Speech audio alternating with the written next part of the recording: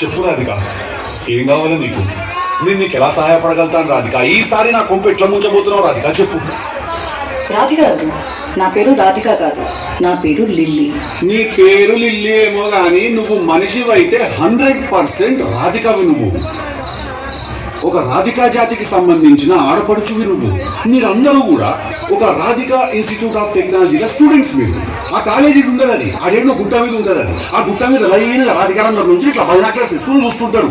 ఇల్లు లాంటి లప్పగా లేడున్నారు, ఓన్ అవగాహన చేద్దామని చెప్పి. చాలా పెద్ద కాలేజీ అంటే కదా మీరు. నేను పోయినసారి నేను మీ సూపర్ సీనియర్ ఒక ఆమెను కలిసిన రాధిక. చాలా బాగా డ్రైవింగ్ చేసింది, నన్ను చాలా ఎంజాయ్ చేసిన. నేను ఇప్పటికీ మాట్లాడుకుంటాను దాని గురించి. టిల్లుగాడు ఉన్నన్ని రోజులు రాధిక ఉంటది. ఒక లైలా మజ్ను, ఒక రోమియో జూలియట్, ఒక టిల్లు రాధిక. దాంట్లో ఇద్దరు చచ్చిపోతారు. ఈడ నేను ఒక్కడనే సంకనాకుతా. చెప్పు రాధిక, ఏం కావాలి నీకు?